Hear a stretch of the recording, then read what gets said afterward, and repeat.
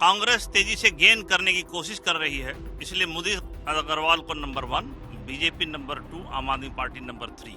और अभी के जो समीकरण है उसमें तो वाकई में अग्रवाल जी को नंबर 1 रखना पड़ेगा। और यहाँ फिर बीजेपी आ रही है नंबर 2, जैन साहब भी नंबर 2 आ रहे हैं। देखिए मेरे हिसाब से मुदित अग्रवाल और अपना जैन साहब के बीच में टक्कर होने की संभावना है। दिल्ली में चुनाव बस अब सिर पर है और चुनावों के दौरान कैसा माहौल बन रहा है, हर सीट की सियासत किस तरीके से अलग अलग करवट ले रही है, उसको लेकर हम सबसे बेहतरीन एनालिसिस आपके सामने लेकर के आते हैं। और वो एनालिसिस इसलिए संभव हो पाता है क्योंकि हमारे साथ दिल्ली के सबसे वरिष्ठ पत्रकारों की टीम है जो हर सीट पर अपनी राय रखती है, उनके सियासी समीकरणों को बताती है, वहां पर पहले ऐतिहासिक तौर पर किस तरीके की घटनाएं हुई, कौन से समीकरण बने, आज वो कैसे बदल रहे हैं, उस पर हमारी बारीक नजर भी होती है। तो ये जो पारखी नजर है, जो हमारे साथ खबरों के बाजीगर हैं, उनके पास दशकों का लंबा अनुभव है, तजुर्बा इतना ज्यादा है कि हर सीट पर उन्होंने कई सारे चुनावों को होते हुए देखा है। आज जिस सीट की हम चर्चा करेंगे वो काफी खास सीट है, चांदनी चौक की सीट। और चांदनी चौक दिल्ली में ही नहीं बल्कि विश्व विख्यात है। कोई भी आता है, चाहे दिल्ली घूमने आए, देश से आए, विदेशों से आए, वो चांदनी चौक जरूर जाता है। तो चांदनी चौक की बात तो होती है, लेकिन चांदनी चौक की सियासत क्यों खास है, उसके पीछे की कहानियां क्या हैं, कौन कौन लोग हैं जो वहां पर वोटों को गणित को बदलने में का मादा रखते हैं, कैंडिडेट कौन है और क्यों कैंडिडेट अहम है, ये सारी बात हम आपके सामने परत दर परत खोलने वाले हैं। हमारे साथ रामेश्वर दयाल जी, डॉक्टर रामेश्वर दयाल, जिनके पास 3 दशकों का अनुभव पत्रकारिता का, 3 दशकों से ज्यादा, लगभग 35 साल का अनुभव। संजय काओ साहब जो कि एशियन एज से जुड़े हुए हैं और इनके पास भी ये भी 90s के दशक से पत्रकारिता कर रहे हैं। साथ ही साथ संजय कुमार झा जो भी लगभग 3 दशक से हिंदी और अंग्रेजी दोनों किस्म की पत्रकारिता में, दोनों तरीके के अखबारों के साथ पटना से लेकर दिल्ली तक अपनी पत्रकारिता का लोहा मनवा चुके हैं। आज चूंकि चांदनी चौक की बात हो रही है, इसलिए डॉक्टर रामेश्वर दयाल को जोड़ना बनता है क्योंकि इनका बचपन उसी चांदनी चौक में गली नीम वाली में बीता है। तो आपने तो चांदनी चौक की सियासत बहुत करीब से देखी है। तब की सियासत और अब की सियासत क्या फर्क देखी? देखिए सियासत की बातें भी होंगी और कुछ पुरानी बातें भी होंगी, कुछ कहानियां भी होंगी, जिसके लिए आपने मुझे यहाँ बुलाया है, मुझे बड़ा अच्छा लगा। तो गालिब के जो समकक्ष जो एक शायर थे जौक ने जो बोला ना कि कौन जाए जौक फिर दिल्ली की गलियां छोड़ के, तो ये दिल्ली की गलियां मतलब चांदनी चौक, शाहजहानाबाद जो मेन था वो पहले चांदनी चौक के अंदर ही आता था। तो राजनीतिक तौर से भी पहले मुगल पीरियड्स के अंदर भी ये शाहजहानाबाद, ये चांदनी चौक मजबूत रहा। और दिल्ली की हवेलियाँ जिसकी हम बात करते हैं, चुन्ना मंद की हवेली है और भी सैकड़ों हवेलियाँ है। हवेलियों से लेके कटरे, कूचा, ये गलियाँ, ये चौबारा यहाँ आना ना दोबारा, वो जो गाने हैं ना, ये चौबारा यहाँ आना ना चौबारा। अच्छा, दूसरी चीज, एक चांदनी चौक, अगर आपने कहानियों का दौर शुरू किया है तो ये चांदनी चौक नाम कैसे पड़ा, कि इसके पीछे भी कोई कहानी है क्या? हाँ बिल्कुल कहानी है। असलियत में शाहजहां जो थे मुगल बादशाह, उनकी बेटी थी जहांआरा। तो उस वक्त ये हुआ कि भाई एक बाजार बनाया जाए, बहुत बढ़िया बाजार बनाया जाए। तो उस दौरान जहांआरा के टाइम में उनके नेतृत्व में, उनकी अगुवाई के अंदर ये चांदनी चौक बसाया गया। तो एक नहर भी निकाली गई जो सीधा अपना यमुना से निकल के लाल किले में आती थी, लाल किले से होकर सीधा चांदनी चौक निकल के और खारी बावली की तरफ वो चली जाती थी। तो बीच में एक हौज बनाया गया था जिसे आज घंटाघर बोलते हैं, वहाँ पे एक हौज था।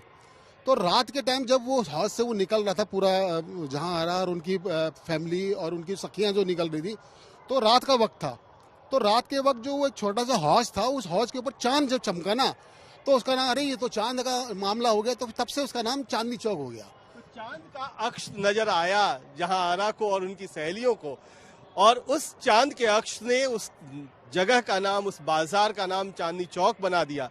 लेकिन चांदनी चौक जिस तरीके से मुगलों के समय में एक तरीके से मुगल सल्तनत का बिल्कुल सबसे बड़ा बाजार तो कहीं लीजिए, उस समय पूरे उसकी रौनक शायद बहुत जाहिर सी बात है कि बहुत ज्यादा रही होगी।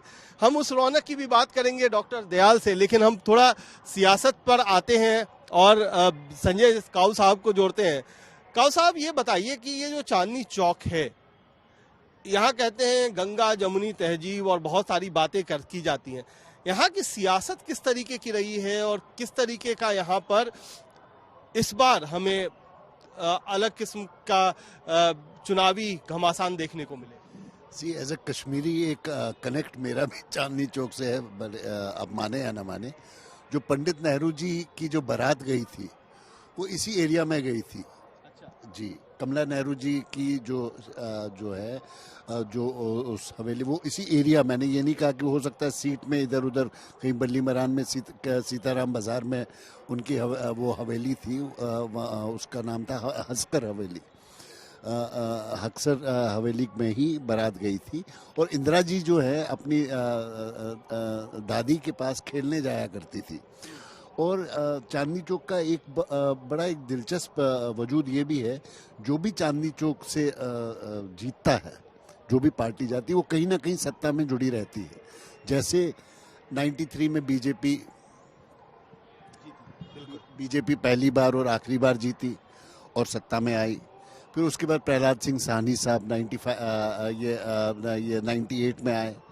और 2013 में भी जब आंधी चली, जबकि आम आदमी पार्टी जो है जिसने अपने पैर रखे दिल्ली की सियासत में, उस समय भी साहनी साहब जीत गए। उसके बाद जो थोड़ा सा चेंज हुआ वो ये हुआ कि 2015 में अलका लांबा जी, जो कि अब कांग्रेस की टिकट पे लड़ रही हैं, दिल्ली की चीफ मिनिस्टर आतिशी के खिलाफ कालका जी से, वो लड़ी और उन्होंने 2015 में ये आम आदमी पार्टी के नाम पे जो है ये सीट हासिल की। लेकिन 2020 में फिर से साहनी साहब लड़े और साहनी साहब इस बार जो है कम से कम 30,000 वोटों से जीत गए, लगभग 30,000 वोटों से, जितना मुझे लगता है। अब एक इंटरेस्टिंग चीज़ बताता हूँ आपको। एक बहुत गलत परसेप्शन है कि जो पंजाबी वैश्य कम्युनिटी और सिख वोट जो है ये ज़्यादातर ट्रेडिशनल बीजेपी का वोटर है। ये एक परसेप्शन बना हुआ है। अगर आप सीटों का आंकलन करेंगे 70 की 70 सीटों का, उसमें लगभग 34-35 सीटें ऐसी हैं जिसमें 25% जो है इस समाज वैश्य कम्युनिटी, पंजाबीज और सिख्स है। और अगर ऐसा एक साथ में ये लोग 25% से ऊपर, 25 या 25 से ऊपर एक साथ वोट एक पार्टी को करेंगे तो वो ज़रूर वो सीट निकालेगी। लेकिन आम आदमी पार्टी ने 67 सीटें जीती और फिर 62 सीटें जीती। दैट मीन्स इस कम्युनिटी का वोट भी एक बहुत भारी तादाद में आम आदमी पार्टी को पड़ा। तो इसका ये नहीं है कि बीजेपी जो है इनकी ये जो ट्रेडिशनल वोट बैंक है। और दूसरी चीज़, 10 की 10 सीटें जो लोकसभा कॉन्स्टिट्यूंसी चांदनी चौक में है, 10 की 10 सीटें जो है आम आदमी पार्टी के पास है। आप समझिए आप। और इस बार मुझे लग रहा है साहनी साहब के बेटे ही हैं जो लड़ रहे हैं, वो जी वो इस सीट से लड़ रहे हैं। तो अब दूसरा चीज़ ये है कि मुसलमानों के बारे में बताना चाहता हूँ। एक तय बात मान के समझिए, गांठ मान के समझ लीजिए आप। 1992 बाबरी मस्जिद के बाद में, दहने के बाद में, मुसलमान कभी भी नहीं चाहेगा कि बीजेपी जो है सरकार में आए। हम मुसलमानों पर भी आएंगे, हम धीरे धीरे आएंगे। पहले हम संजय झा जी को भी जोड़ लें। संजय जी, ये जो चांदनी चौक सीट है छोटी है बहुत, अगर हम एरिया के हिसाब देखें तो बहुत छोटी है, लेकिन इस छोटी सीट के राजनीतिक मायने बहुत अधिक हैं। क्यों लगता है कि ये इतना ज्यादा राजनीतिक तौर पर महत्वपूर्ण हो जाती है किसी भी पार्टी के लिए? असल में इस सीट पर प्रहलाद सिंह साहनी ने 5 बार जीत दर्ज की है। भले ही 15 में अलका लांबा बढ़िया मार्जिन से जीत गई, उससे पहले भी और कांग्रेस से आम आदमी पार्टी में आके भी उन्होंने 2020 का इलेक्शन जीता। और इस बार जो है कांग्रेस ने मुदित अग्रवाल को अपना चेहरा बनाया है। अब मुदित अग्रवाल भी वहां के मजबूत दावेदार हैं। उनके पिता ने 3 बार चांदनी चौक लोकसभा सीट जीती है, जेपी अग्रवाल ने 3 बार हारे भी है, तो बड़े कद्दावर नेता रहे हैं। और इस बार जेपी अग्रवाल के बेटे मुदित अग्रवाल कांग्रेस से इस सीट को लड़ रहे हैं। और जाहिर है कि कांग्रेस जो है पिछले 1 सप्ताह से लगातार कोशिश में है कि दिल्ली चुनाव में एक बार वो वापसी करे। सीटें कितनी कांग्रेस जीतेगी ये तो बाद की बात है, लेकिन कांग्रेस का जो शीर्ष नेतृत्व है वो लगातार संदेश दे रहा है कि वो कम से कम 25-30 सीटें बड़े जोरदार तरीके से लड़ने जा रही है। और उसमें ये चांदनी चौक सीट भी है जहां जेपी अग्रवाल के बेटे मुदित अग्रवाल लड़ रहे हैं। तो उधर साहनी साहब के बेटे आम आदमी पार्टी से, कांग्रेस और भाजपा, ये बड़ी गहन टक्कर है यहाँ। और इस पे डिपेंड करेगा कि कांग्रेस अपना खोया हुआ कितना % वापस ला पाती है। ये बहुत महत्वपूर्ण बात कही है संजय झा ने। और हमारे साथ अब सुमन भी जुड़ गए हैं। सुमन ने भी बहुत सारी पत्रकारिता दिल्ली में की है और दिल्ली को वो बहुत भली भांति समझते हैं। सुमन, आपसे मैं पूछूंगा, एक शुरुआती कमेंट ले लूं कि आखिरकार आप किस तरीके से देखते हैं कि चांदनी चौक की जो सियासत है वो किस तरफ इस बार दिखाई पड़ रही है? कुणाल, चांदनी चौक को हम लोगों ने बहुत बारीकी से देखा है, वो टाउन हॉल, वो तमाम सारे हिस्से, और आपने कहा कि बहुत शॉर्ट में रखिएगा। बिल्कुल बिल्कुल बिल्कुल। नहीं बताइए ना कि आपके साथ तो हम समझना चाहते हैं कि इस बार मूड क्या है, क्योंकि हमारे साथ अलग अलग कलेवर के लोग हैं, अलग अलग तेवर के लोग हैं, और आपका तेवर जो है ना वो थोड़ा आक्रामक है और शायद इसीलिए लोगों को पसंद भी आता है। तो आप अपनी आक्रामकता बरकरार रखिए और आप बिल्कुल बेबाक राय दिया कीजिए कि क्या है सियासत अभी, कैसी चल रही है चांदनी चौक में, क्या दिखाई दे रहा है? कुणाल भाई, एक जो सबसे साफ मुझे जो दिख रहा है, लगातार सालों से उनकी एक विरासत चलती चली आ रही है, प्रहलाद सिंह साहनी की। अपने बेटे को भी उन्होंने प्रोड्यूस किया और वो भी कामयाब होने की सिचुएशन। यहाँ जेपी अग्रवाल जीत चुके हैं। हाँ, और जीत चुके काउंसलर जीत चुके, पहले से काउंसलर है पूरनदीप सिंह साहनी। तो दिल्ली की राजनीति में उनके परिवार का बहुत बड़ा योगदान और तमाम सारी चीजें कहें तो हम लोग जब से देखते रहे हैं, बहुत बड़ी बात नहीं है। लेकिन जेपी अग्रवाल के बारे में कि प्रदेश अध्यक्ष रहे, उसके बाद तमाम सारी चीजें रही, उनके बेटे को यहाँ मौका दिया गया। अब जो दुर्भाग्य है उस हिस्से का, मैं उसकी चर्चा जरूर कर, बिल्कुल, क्योंकि मैं बार उस दिन भी हम लोग चर्चा कर रहे थे बल्ली मारान से दरीवे तलक और तेरी मेरी कहानी दिल्ली में। तो चांदनी चौक एक ऐतिहासिक सीट है और दिल्ली की पहचान भी चांदनी चौक। हमने बात की, आप थोड़ी देर हो गए, तो हमने आज बात की ये गलियां और ये वो चौबारा, यहाँ आना ना दोबारा, तो वो भी बात हो चुकी है जी। तो मैं थोड़ी भावुक इसलिए हो जा रहा हूं उस हिस्से को लेकर, क्योंकि हमने तकरीबन 7 साल तक उस हिस्से को बहुत करीब से देखा है। वो सबसे निर्दयी हिस्सा है, सबसे दयावान वाला हिस्सा है, सबसे गरीब लोगों का हिस्सा है, बावजूद इसके उसके साथ छल किया गया है और लगातार छल होता रहा। हमने बार बार आपको कहा था कि 30% जो रेवेन्यू है वो वॉल सिटी जोन से ही दिल्ली सरकार को रेवेन्यू के तौर पे, लेकिन उस तरह की फैसिलिटी वहां नहीं दी गई। अब हम आते हैं पॉलिटिक्स पे और यहाँ की सियासत पे। तो मैं अभी बता दूं आपको कि पिछले 7-8 दिनों से कांग्रेस में जो सुगबुगाहट हुई है, यहां साहनी साहब के परिवार भी थोड़े से हिले हुए हैं। कांग्रेस के ही थे, कद्दावर नेता थे, बिल्कुल तमाम सारी चीजें उनकी रही, डीएनए कांग्रेस का ही है, डीएनए कांग्रेस का ही है। और इसलिए उनका जो हिंदू मुसलमान और बनिए वोट समीकरण रहे, क्योंकि आपको याद होगा कि वहां सुमन कुमार गुप्ता जो है वहां खड़े हुआ करते थे, जो बीजेपी से। तो वहां उनकी कहानी, और कहीं न किसी जगह जाके वो मुसलमान वोट और वो जो समीकरण जुड़ता चला जाता था उनके फेवर में जाता था और बीजेपी वहां से सीट गवा बैठती थी। इस बार का जो समीकरण है उसमें कुणाल, एक बात तो साफ मुझे अभी तक 7-8 दिनों में, क्योंकि हम लोग ग्राउंड रिपोर्टिंग करते रहे हैं, एक बात साफ नजर आ रही है कि यहां अब वो साहनी परिवार की सिचुएशन बहुत बेहतर नहीं रहने वाली है। अगर इसी तरह से कांग्रेस खटपट करते करते थोड़े आगे और बढ़े तो, और कांग्रेस जिस तरह से बढ़ रही है उस तरह से पसीना जो है वो आम आदमी पार्टी की छुड़ाने में कामयाब रही है। दूसरी तरफ मैं आपको एक चीज और बता दूं कि अगर बुरा न माने कुणाल, नहीं, मैं इन तमाम सारे समीकरणों के साथ में आम आदमी पार्टी की सबसे बड़ी परेशानी क्या है वो अब मैं आपको बता देता हूं। जनता उनके साथ है, कार्यकर्ता उनके साथ गायब है। कार्यकर्ताओं की तकरीबन 5,000 से ज्यादा कार्यकर्ता जो यहाँ जंतर मंतर पे भीड़ लगाए थे और उन्होंने कहा था कि कार्यकर्ताओं को सबसे पहले हटा दिया गया, भगा दिया गया। एक अगर परमिट करें तो जैसे संदीप पाठक को पूरी पार्टी की जिम्मेदारी दी गई अरविंद केजरीवाल के जेल जाने के बाद, नंबर 2 उनका नाम मैं नहीं लूंगा, उसके बाद ये पार्टी पूरी तरह से उसके कैलकुलेशन पे, लैपटॉप के कैलकुलेशन पे चलनी शुरू हुई और यहां एक नई शुरुआत हुई आम आदमी पार्टी में, जिसके बारे में शायद जानते हैं लोग, लेकिन बोल नहीं पाते हैं। नई शुरुआत, ये पेड कार्यकर्ता की शुरुआत हुई, पेड वर्कर की शुरुआत हुई और वहीं से इनके कार्यकर्ता खिसकने शुरू हो गए। इसलिए मैं कहूंगा कि 3-4 दिनों से ये सुगबुगाहट बहुत तेज हुई है। अब वो कार्यकर्ता घूम घूम के आम आदमी पार्टी के खिलाफ तमाम सारी, अब यहां साहनी परिवार तब तक तो, जब तक मुसलमान और कांग्रेस के वोट उनके साथ रहे तब तक तो उन्होंने राज किया। अब कांग्रेस यहां वजूद दिखाने में आ गई है। ठीक है, मैं आपसे फिर आऊंगा। थोड़ा रामेश्वर जी को, डॉक्टर साहब को जोड़ता हूं। डॉक्टर साहब, आपसे तो मुझे चांदनी चौक में बहुत कुछ समझना है, बहुत कुछ जानना है, क्योंकि आप तो चांदनी चौक में आपकी जन्मभूमि भी रही और कर्मभूमि भी रही, दोनों आपकी चांदनी चौक रही है।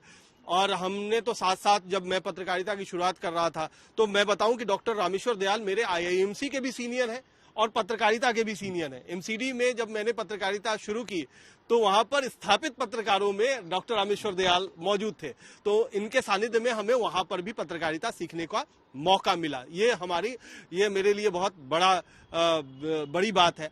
दूसरी बात जो डॉक्टर साहब से मैं समझना चाहता हूं कि ये जो साहनी परिवार बनाम JP अग्रवाल परिवार, ये जो इस समय सियासत दिख रही है, इस बीच में जो तीसरी कड़ी है वो है सतीश जैन, जो कि BJP के उम्मीदवार हैं, बनिया हैं, 2 बनिया कैंडिडेट हैं, सतीश जैन और मुदित अग्रवाल, और एक सिख कैंडिडेट है पूरनदीप सिंह साहनी।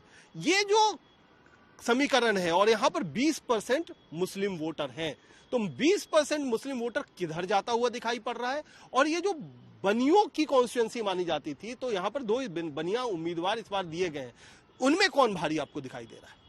देखिए, वहाँ के लोगों का कहना है, मैंने कल चांदनी चौक इलाके का दौरा किया था, क्योंकि आपने बता दिया था कि डॉक्टर साहब चांदनी चौक के बारे में बात करेंगे, चूंकि मेरा चांदनी चौक से दिल जुड़ा हुआ है, तो मैं वहाँ गया था।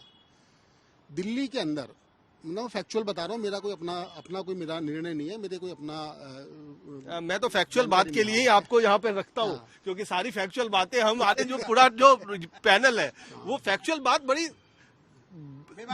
मुस्कुराहट के साथ, हमने बहुत तीखी बातें भी हमने की हैं और बहुत मुस्कुराते हुए की हैं। जी देखिए, इस बार कांग्रेस अगर 2, 4, 5, 10 जो भी सीटें जीतती है, कितनी जीतती है वो अलग की बात है, तो चांदनी चौक एक वो सीट हो सकती है जिसमें कांग्रेस जीत सकती है। और उसके पीछे कारण मैं आपको बताऊं, चांदनी चौक के जो 20% मुसलमान है ना, उसमें ज्यादातर मुसलमान पश्चिमी उत्तर प्रदेश के नहीं है। चांदनी चौक और जामा मस्जिद इलाके के अंदर जो मुसलमान बसे बाद में जो आए, वो पश्चिमी उत्तर प्रदेश के मुसलमान ज्यादा है। लेकिन चांदनी चौक विधानसभा के अंदर जो 20% मुसलमान है, वो ज्यादातर मुसलमान उस वक्त के हैं जब यहाँ पे मुगल पीरियड्स था, तो वो यहाँ की जड़ों से जुड़े हुए हैं। और बात करने से लगता है कि वो शायद अब कांग्रेस की ओर ना लौट रहे हैं, ऐसा लग रहा है। आखिरी मोमेंट पे ये लोग क्या कर सकते हैं मुझे नहीं पता। और आपने बोला ना, ये पूर्णदीप सिंह साहनी वाला परिवार और JP अग्रवाल वाला, JP अग्रवाल जो है ना, चांदनी चौक के बाशिंदे रहे, उनका पूरा परिवार, पूरा खानदान है। अब भी उनका नौगढ़ा के अंदर पूरा उनकी हवेली है, वो वहाँ अब भी उनके छोटे भाई रहते हैं। पुनर्दीप सिंह साहनी है, वो सिविल लाइंस के अंदर रहते हैं। तो बनिया जो वोट है ना, बनिया वोट 20% है, मुसलमान 20% है। और मुसलमान, मैंने आपको बताया, जब मैं बात करता हूँ कि मुसलमान वहाँ पे पुराने, तो ये मुसलमान वो नहीं है जो बहुत ज्यादा, जिनको हम सो कॉल्ड मजहबी बोला जाता है, वो अपनी दिल्ली से, वो चांदनी चौक की मिट्टी से जुड़े हुए, वो पुरानी दिल्ली का अपने को मानते हैं, तहजीब वाले हैं, जो मतलब गालिब का दौर था, जो जौक साहब का दौर था, वो मुसलमान भी उसके अंदर है। आप जाएंगे, उनसे बात करेंगे तो आपको लगेगा यार ये गजब लोग हैं। तो इसलिए मुझे लगता है कि इस बार जो कांग्रेस जीतेगी, जो एक आध सीट है, वो चांदनी चौक भी हो सकती है। और जो सतीश जैन की हम बात कर रहे हैं, सतीश जैन बहुत वेल नोन आदमी नहीं है। ठीक है, आप कास्टिज्म के लेके बात कर सकते हैं कि वो बनिया हैं, वैश्य हैं, जैन हैं वो, लेकिन चांदनी चौक के अंदर मुझे लगता नहीं कि कोई ऐसा कोई यहाँ पे जातिवादी समीकरण चलने वाला है, क्योंकि अगर आप लोकसभा वाइज देखेंगे तो यहाँ 1977 में सिकंदर बख्त साहब भी जीत चुके हैं। अच्छा, हाँ, हाँ, सिकंदर बख्त तब जनसंघ के जनसंघ से पहले जी जनता पार्टी में थे। जनता पार्टी में थे। अच्छा। जनसंघ के भी यहाँ पे एक जनसंघ के भी यहाँ पे एक मेंबर ऑफ पार्लियामेंट जीत चुके हैं यहाँ पे 70 से पहले। अच्छा, जनसंघ से मुझे याद आया, आज मैं जब मैं ये शो करना चाह रहा था तो मैं सतीश जैन, चूंकि जैसा कहा डॉक्टर साहब ने कि बहुत ख्याति उनकी नहीं है, पहले काउंसलर रह चुके हैं, तो मैं सतीश जैन की कुछ सोशल मीडिया प्रोफाइल पे मैं चला गया और उनका इंस्टाग्राम में देख रहा था। तो उस पे उन्होंने क्लेम किया हुआ है कि जनसंघ के समय से वो बीजेपी से जुड़े हुए हैं। मतलब जनसंघ जब था, यानी बहुत पुराने कार्यकर्ता हैं, संघ के साथ उनकी बहुत निकटता है और इसलिए ये जो संघ की निकटता है, और क्योंकि जो चांदनी चौक के जो वैश्य कम्युनिटी है, बनिया कम्युनिटी कही है, वैश्य कम्युनिटी कही है, वो संघ के बहुत करीब मानी जाती है। वहां पर बहुत संघ की शाखाएं बहुत ज्यादा चलती है, तो वो थोड़ी संघ की शाखाएं और वहां पर जो बनिया कम्युनिटी की थोड़ी मेंटेलिटी है, मुस्लिम कम्युनिटी की तो हमने बात की, वो किस तरीके से सोचते हैं? नहीं, वो तो देखिए वहाँ का जो बनिया है ना, हाँ। वो बीजेपी को पसंद करता है, ये सीधी सीधी आप मान लीजिए। लेकिन वहाँ का जो बनिया जो पैसे वाला है ना, वो कांग्रेस की तरफ भी, वो कांग्रेस को भी लाइक करता है। जो एक छोटे दुकानदार वगैरह हैं वो तो ठीक है, वो बीजेपी, उनकी एक सोच पैदा हो गई है, बीजेपी को वो लाइक करते हैं। लेकिन जो पैसे वाले जो बनिया हैं, जो बहुत ज्यादा असामी वाले हैं, वो सब कांग्रेस के साथ भी हो सकते हैं। तो कांग्रेस ये बनिया और ये मुस्लिम्स, ये समीकरण। अच्छा, एक बात और भी देखिए, वहाँ पे दलित वोट भी 18% है। मैं अगर कांग्रेस की जीत की बात कर रहा हूँ, संभावना जता रहा हूँ, बात नहीं कर रहा, मैं संभावना जता रहा हूँ, तो उसमें ये दलित वोटर भी शामिल है जो हमेशा से कांग्रेस के साथ रहा है। अच्छा, संजय काऊ साहब ये बताइए कि ये जो हम बात करते हैं, बहुत एक जनरलाइज कर देते हैं कि ये फला कम्युनिटी इसके साथ जाती है, ये मुस्लिम कम्युनिटी इसके साथ जाती है, दलित कम्युनिटी इसके साथ जाती है। क्या ये इतना आसान, जो हम इस पैनल में बैठ करके इतना आसान, हम बहुत आसानी से बड़ा हिसाब किताब कर देते हैं, क्या इतना ही सिंपल समीकरण क्या ग्राउंड पे भी होता है, या ग्राउंड पे कुछ और भी परम्यूटेशन कॉम्बिनेशंस होते हैं जो कि काम करते हैं? जैसा कि आपने एमसीडी इलेक्शन में देखा, मुस्लिम्स ने एक अलार्म बेल बजाया कांग्रेस के लिए कि भाई ऐसा है, ये आम आदमी पार्टी के लिए कि भाई ऐसा है, हमको इग्नोर मत करो, अगर हम नहीं तुम्हारे साथ हैं तो आप ये कुछ सीटें नहीं जीत सकते हो।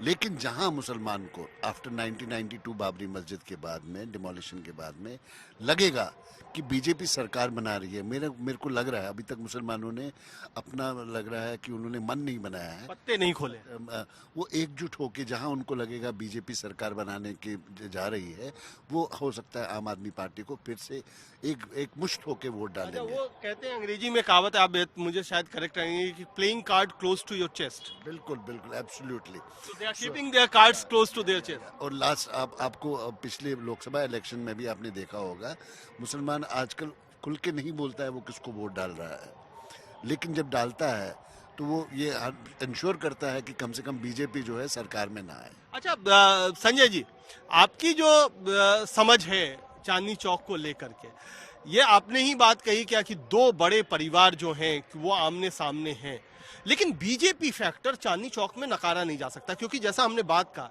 एक तो बनिया कम्युनिटी बहुत ज्यादा है, और साथ ही साथ दो हिस्सों में अगर मुस्लिम वोट कहीं ना कहीं बंटता है, तो क्या लगता है क्या कि वहां पर बीजेपी को फायदा हो सकता है? क्योंकि फिर बीजेपी की जो उम्मीद है वो इसी से है कि आम आदमी पार्टी और कांग्रेस में वोटों का बंटवारा हो, खासतौर पर अल्पसंख्यक वोटों का, और उससे फायदा मिले। बीजेपी को यह फायदा हो सकता है। जिस तरह से कांग्रेस ने अरविंद केजरीवाल को इंडिया ब्लॉक बनाकर पूरी तरह आत्मसात किया लोकसभा इलेक्शन में, उतने ही गंभीरता से कांग्रेस ने पिछले 4 दिनों में अरविंद केजरीवाल को दिल्ली में बुरी तरह नकारा है। कांग्रेस ने यह स्टैंड लिया है कि हमने दिल्ली के लिए भी गठबंधन करना चाहा और इसे केजरीवाल ने ठुकराया है। कहीं न कहीं अपने पार्टी के कैंडिडेट्स से लेके वोटर तक कांग्रेस ये मैसेज दे रही है कि हमारा कोई रिश्ता नाता आम आदमी पार्टी से अब नहीं बचा रह गया है। यानी कांग्रेस उभरना चाहती है अपना खोया हुआ वजूद बचाना चाहती है। और अगर इस सीट पर अगर मुदित अग्रवाल ने जुझारू लड़ाई लड़ी, जो कि जेपी अग्रवाल इसके लिए जाने जाते रहे हैं, हर परिस्थिति में जेपी अग्रवाल ने लोकसभा सीटें बड़े जुझारू तरीके से लड़ी हैं, मुदित भी कांग्रेस के लिए अच्छी लड़ाई लड़ पाएंगे। इस स्थिति में इसका खामियाजा आम आदमी को भुगतना पड़ेगा। लेकिन एक बात बताइए संजय जी, क्या ये जो स्टेटमेंट कांग्रेस की तरफ से आ रहा है कि हमने कोशिश की थी गठबंधन की लेकिन हो नहीं पाया, तो ये क्या एक कंफ्यूजन नहीं क्रिएट कर रहा है वोटरों के मन में कि फिर अगर जब आपने कोशिश की आम आदमी पार्टी के साथ जाने की, तो फिर कांग्रेस को विकल्प के तौर पर चुना ही क्यों जाए? इस बात से मैं सहमत हूं कि इससे थोड़ा कंफ्यूजन तो होगा, लेकिन अभी चुनाव में अच्छे खासे दिन बचे हुए हैं। अगर कांग्रेस के मजबूत चेहरे बढ़िया लड़ाई लड़ते हैं, जमीनी लड़ाई लड़ते हैं, और वोट का परसेंटेज जो घट के 8-9% तक चला गया है, उसको अगर वो 15, 17, 18 तक भी ला पाते हैं, तो वो खामियाजा सीधा आम आदमी पार्टी की तरफ जाएगा। अच्छा, और इसी का लाभ भाजपा को मिल सकता है। राव साहब कुछ जोड़ना चाहते हैं? जी देखिए, एक कांग्रेस एक बड़े असमंजस में है। हाँ। वो ये है कि वो 4.5% वोट पे बैठी हुई है दिल्ली में।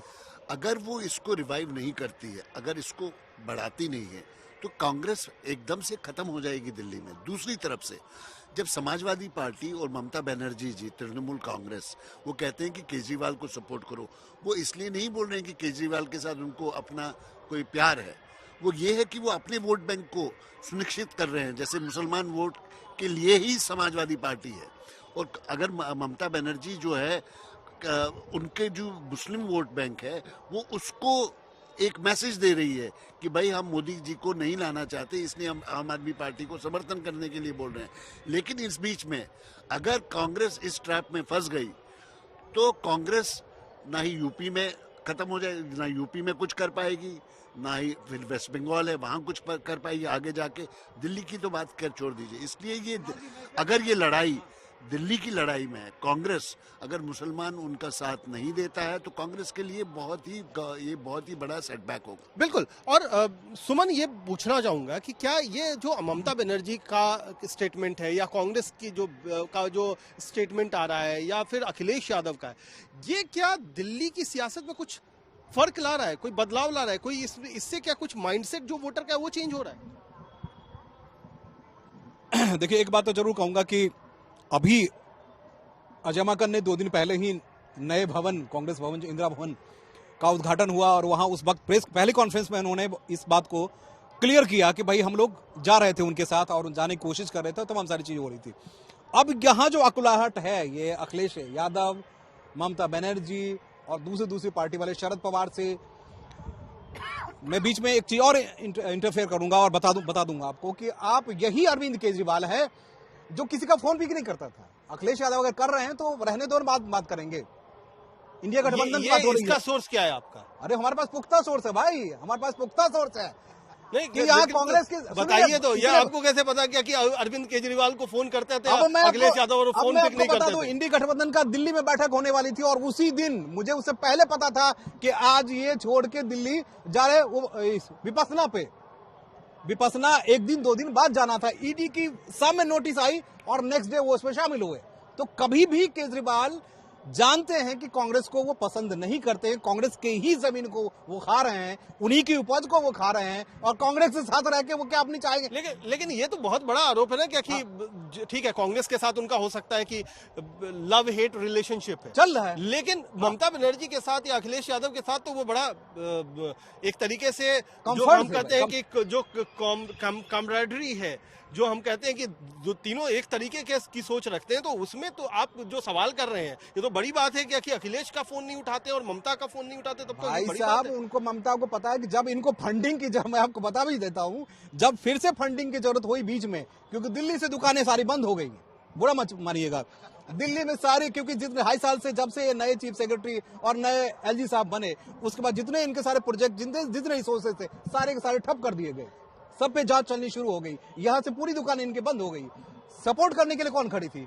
ममता बनर्जी खड़ी थी सपोर्ट करने के लिए। अखिलेश के पास पार्टी फंड के लिए पैसे की जरूरत पड़ती थी, कांग्रेस के वहां बहुत बुरी हालत थी, वहां से सिर्फ और सिर्फ वहां से मैनेज हुआ करता था, क्योंकि बहुत सारे रिसोर्सेज जो है अपने पास है, मैं आपको बता रहा हूँ। चलिए ये सुमन के पास जो उनके सूत्र हैं वो कुछ बहुत दमदार सूत्र हैं। फिर से हम आते हैं वापस चांदनी चौक पे लौट करके। हाँ, चांदनी चौक पे बताइए। अपनी बात में फाइनल। हाँ, बोलिए। मुझे लगा आपकी बात खत्म हो गई। खत्म नहीं हुई।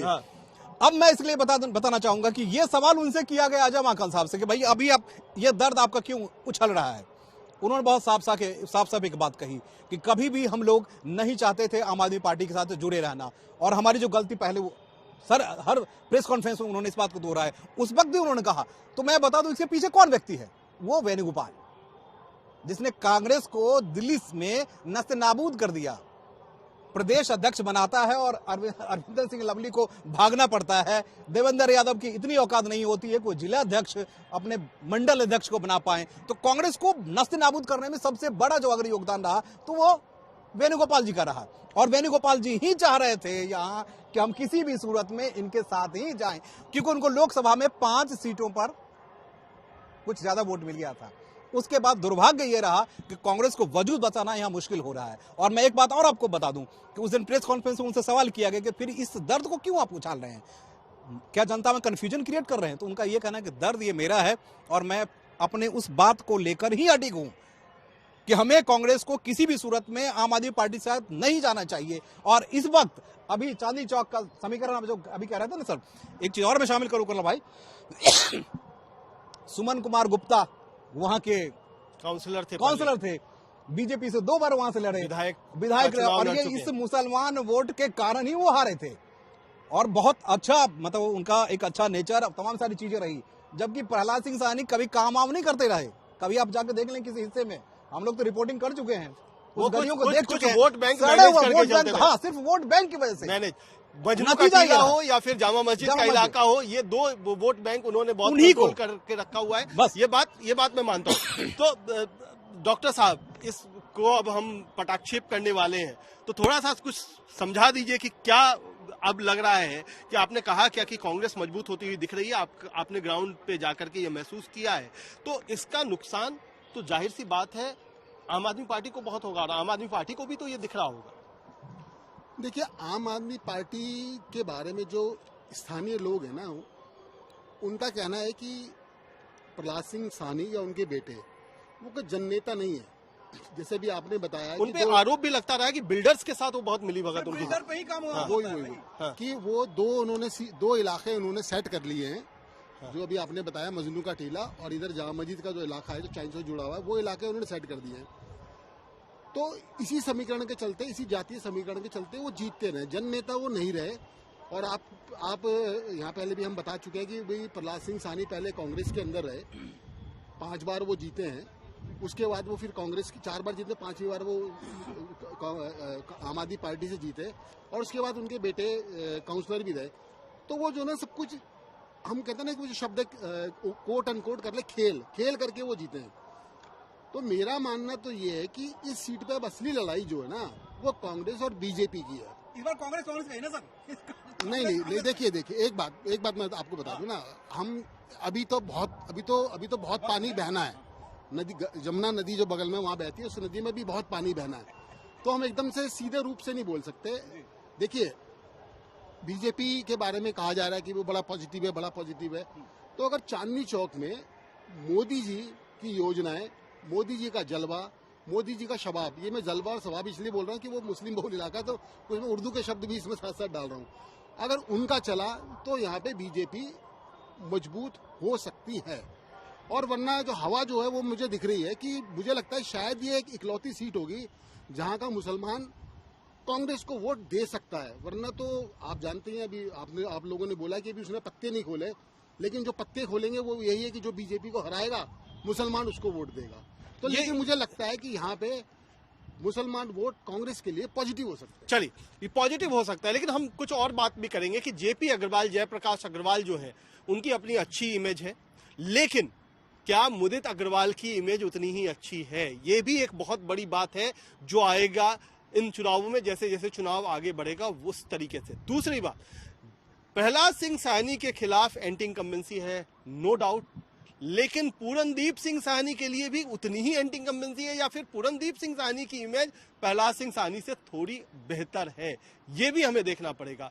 उसके अलावा जो सतीश जैन है, जो कि बीजेपी ने जिन्हें उम्मीदवार बनाया है, वो किस तरीके से जो संघ की एक मशीनरी है उसका इस्तेमाल कर पाते हैं, उसका किस तरीके से उपयोग करेंगे, इस पर भी बीजेपी का प्रदर्शन करेगा। तो ये तीन जो हैं, जो दो पर्सनालिटी हैं, दो एक तरीके से हम कहें दो पुश्तें चल रही हैं राजनीति की, उन पुश्तैनी उनकी राजनीतिक विकेट पर वो किस तरीके से खेलते हैं, इस पर दो आम आदमी पार्टी और कांग्रेस के उम्मीदवारों की सियासत है। तो संघ परिवार का जो है, वो तीसरा परिवार है संघ परिवार, वो किस तरीके से खेलता है, उस पर बीजेपी का रुख करेगा। तो हम जो आखिरी सवाल करते हैं, सुमन आप ही जवाब दे दीजिए, 1 2 3 कर दीजिए कि अभी कौन आपको लगता है नंबर रेस में पहले नंबर पर है और कौन दूसरे और कौन तीसरे। देखिए, सर को सुनने के बाद, डॉक्टर साहब को सुनने के बाद, क्योंकि डॉक्टर साहब वो जमीन से जुड़े हुए हैं और कल गए भी थे, और अभी के जो समीकरण है उसमें तो वाकई में अग्रवाल जी को नंबर 1 रखना पड़ेगा आपको। और यहां फिर बीजेपी आ रही है नंबर 2, जैन साहब भी नंबर 2 आ रहे हैं। उसके बाद नंबर 3, क्योंकि एक चीज मैं अगर कहें, आप परमिट करें तो मैं मेंशन कर देता हूं। कर दिए, लेकिन जल्दी कीजिए क्योंकि ये 1 2 3 वाला मामला आ गया, ये रैपिड फायर अलका है। लांबा का मैं इंटरव्यू कर रहा था, अलका लांबा से मैंने पूछा कि आप उस पार्टी में रही और गई, विधायक भी बनी और फिर आप भाग के चली आई, तो अलका लांबा ये कहती है कि जिस विधायक को इतनी औकात नहीं है कि वो अरविंद केजरीवाल तक टच कर पाए, अपने मंत्री तक को कुछ अपनी बात कह पाए, जिस विधायक की इतनी औकात नहीं कि अपने प्रदेश अध्यक्ष को या राष्ट्रीय अध्यक्ष तक हम अप्रोच कर पाए, उस पार्टी में हमारी क्या वजूद है, चलिए हम जनता को क्या कहेंगे। चलिए, ये हो गया। अब अलका लांबा पे हम बाद में बात करेंगे। डॉक्टर साहब। हाँ, वो तो मैं आपको बता ही रहा हूँ, जो ये सुमन जी ने जो बोला है ना, मुझे जो अब लगता है, देखिए यहाँ पे चांदनी चौक 2015 के बाद चांदनी चौक में आम आदमी पार्टी का जलवा रहा है, बहुत मजबूत रही है, लेकिन इस वक्त जो ना मुझे बहुत ज्यादा उसकी स्थिति बहुत ज्यादा संतोषजनक नजर नहीं तो है। आपके हिसाब से भी जो सुमन ने बोला है वही सीक्वेंस होने वाला देखिए, है? मेरे हिसाब से मुदित अग्रवाल और अपना जैन साहब के बीच में टक्कर होने की संभावना है।